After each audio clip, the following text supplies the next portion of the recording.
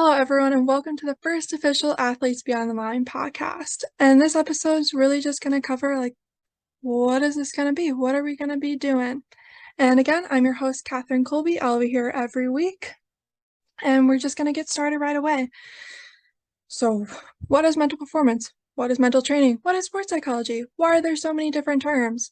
Trust me, I had to learn that too because it was very confusing for me as well. So basically, all that mental performance is instead of physical performance, being able to have those technical skills and being able to handle that sort of thing, it's kind of the mental side of it, or it is. It's the handling the pressure, handling the nerves, the emotional regulation, being able to focus when you need to focus, perform when you need to perform, have confidence, all of that. That's the easy definition of what mental performance is, but obviously it's a lot more than that because otherwise, why would we need training for it? It's not just an easy thing. Well, just like physical training, where you go to the weight room to get stronger, you go to practices to work on those technical skills of dribbling, shooting, playing defense, learning plays, things like that. You also need mental training.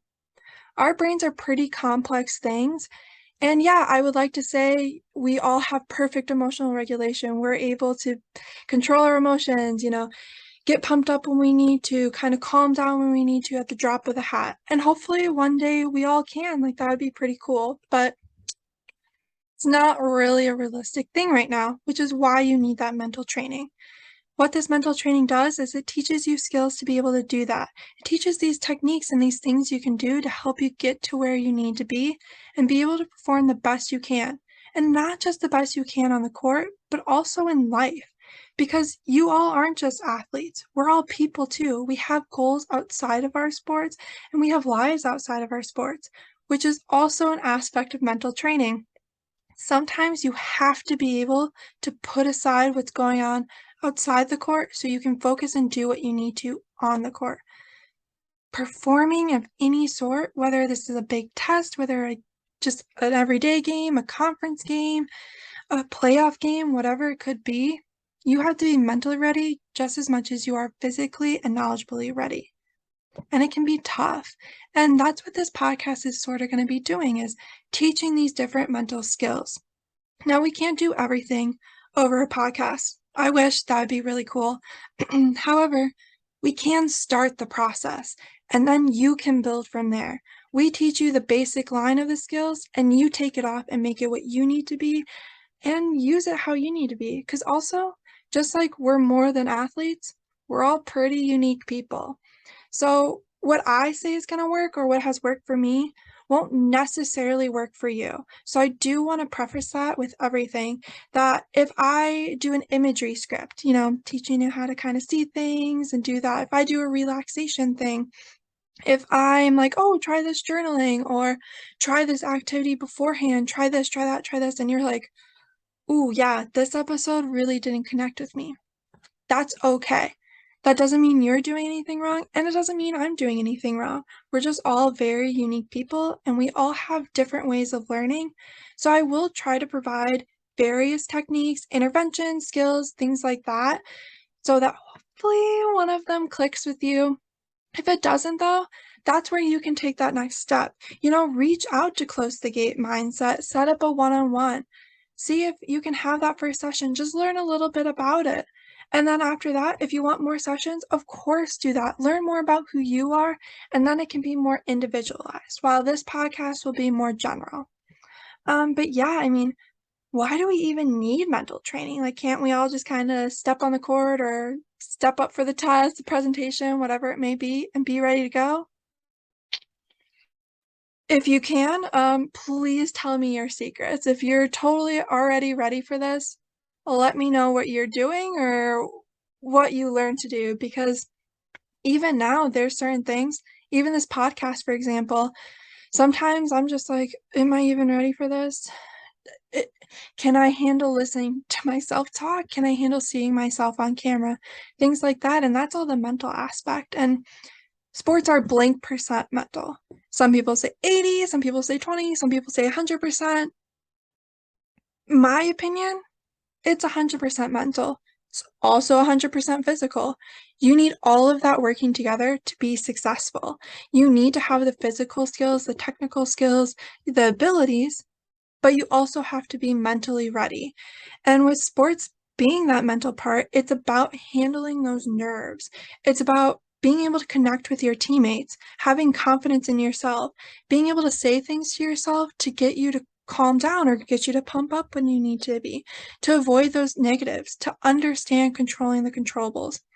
I know I'm throwing a lot of terms at you, and that's what each week we're going to be covering some of those terms. So it's also okay if you don't know everything I'm saying right now, because if you did, you wouldn't really need to listen to this podcast. You wouldn't really need to do any mental training because you already know it all.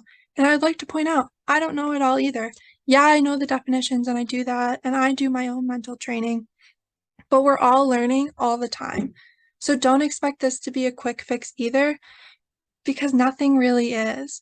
Maybe you're having panic attacks, so you have to learn breathing techniques.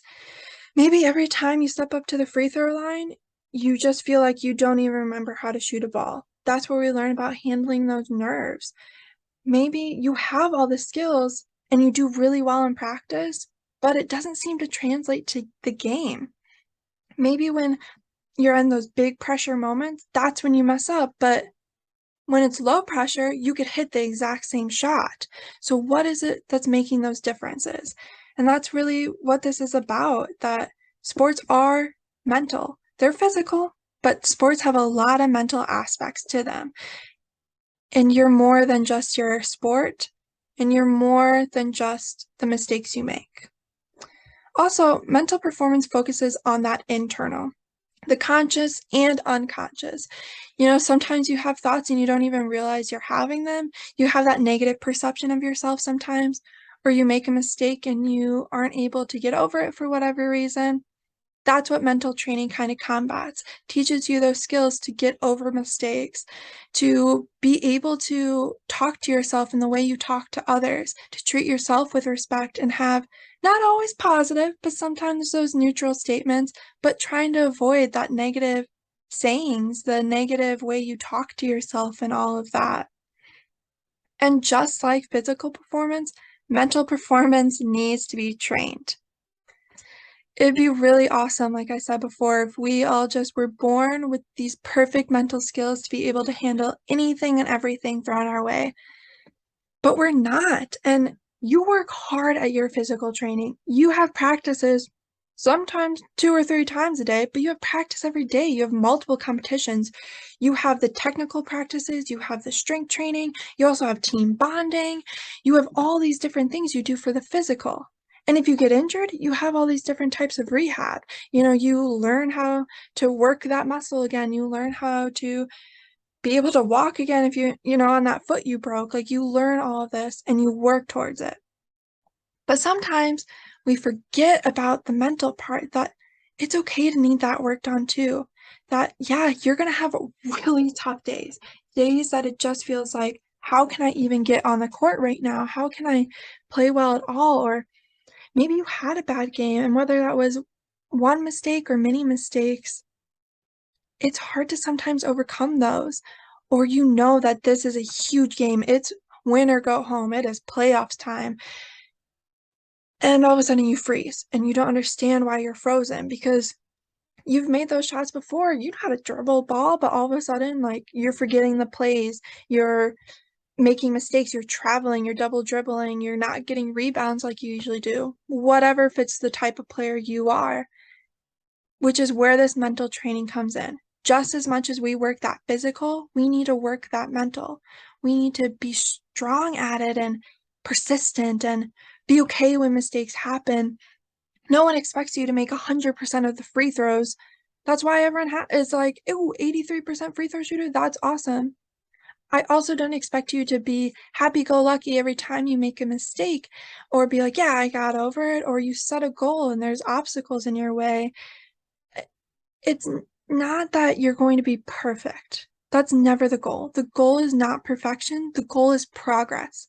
Are you making progress towards your goals? Are you making progress towards being a better human being? Are you making progress towards just everything mental training. Are you able to handle your emotions a little bit better? Do you know who you are a little bit more?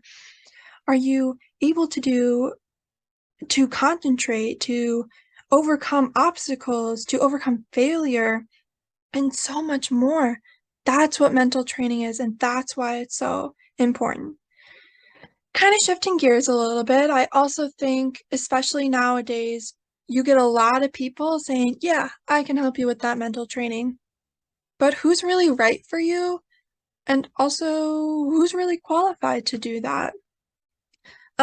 So there's a lot of different people you can do, and Close the Gate is doing this amazing thing when they're offering mental training sessions.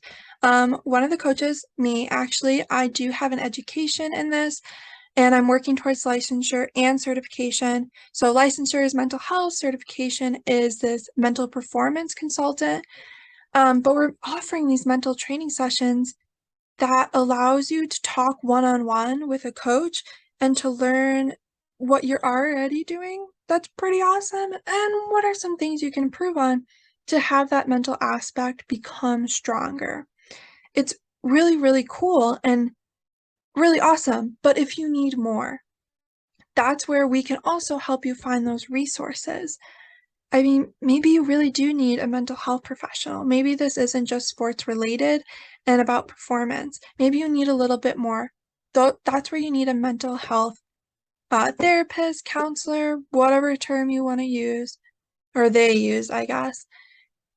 That's that's not our role, sadly. Like, we can't help you with that aspect, but we can help you with the performance aspect.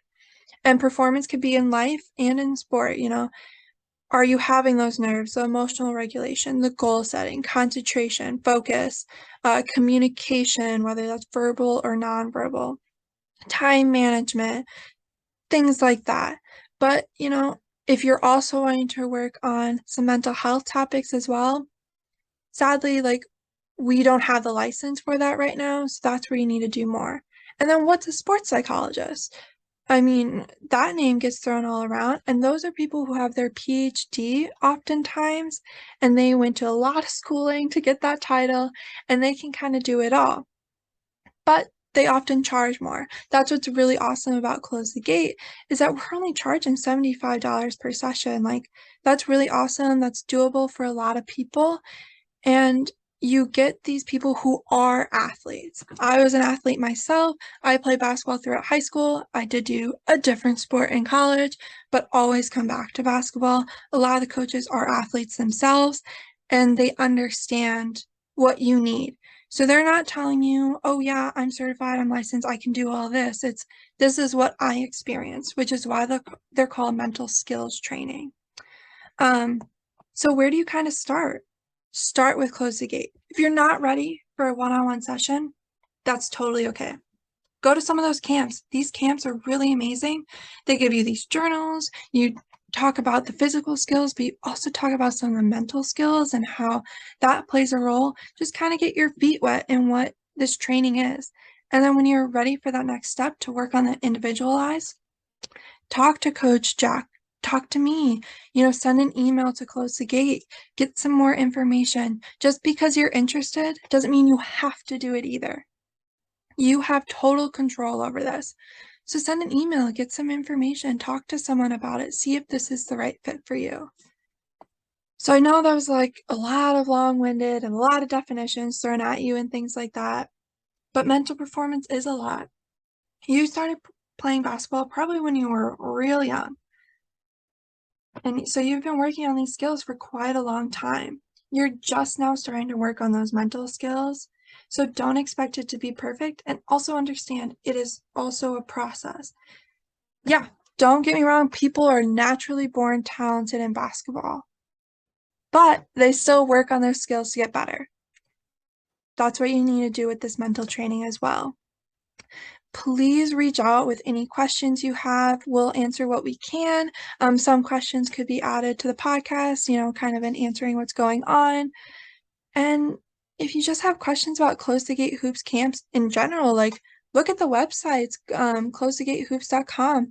Look at the mindset one. There's also growth and nutrition that there's these aspects of those that Close the Gate is looking into. So really explore your options, because Close the Gate isn't just focusing on the physical.